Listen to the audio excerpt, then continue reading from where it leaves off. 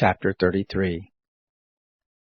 This is the blessing with which Moses the man of God blessed the children of Israel before his death. He said, The Lord came from Sinai, and rose from Seir to them. He shined forth from Mount Paran. He came from the 10,000s of holy ones. At his right hand was a fiery law for them. Yes, he loves the people. All his saints are in your hand. They sat down at your feet. Every one shall receive of your words. Moses commanded us a law, an inheritance for the assembly of Jacob. He was king in Jeshurun when the heads of the people were gathered, all the tribes of Israel together. Let Reuben live and not die, nor let his men be few. This is the blessing of Judah, and he said, Hear the Lord, the voice of Judah, bring him into his people. With his hands he contended for himself. You shall be a help against his adversaries.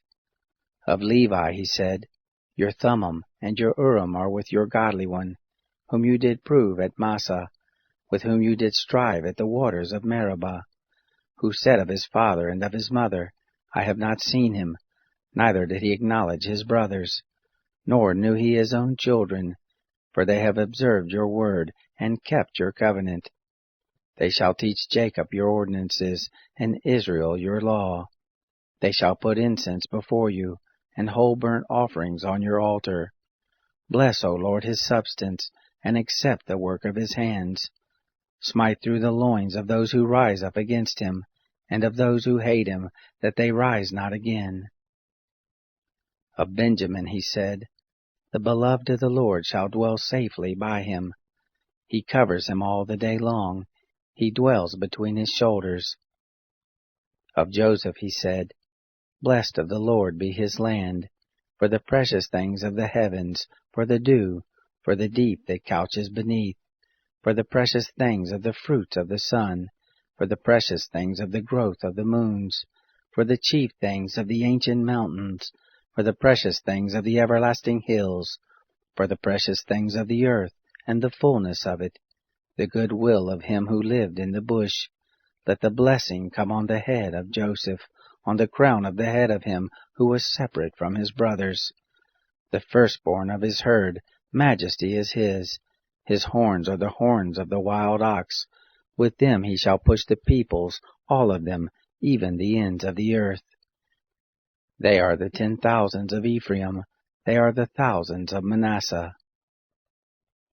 Of Zebulun he said, Rejoice, Zebulun, in your going out, Issachar in your tents. They shall call the peoples to the mountain. There they shall offer sacrifices of righteousness, for they shall suck the abundance of the seas, the hidden treasures of the sand. Of Gad he said, Blessed be he who enlarges Gad. He dwells as a lioness, and tears the arm, yes, the crown of the head.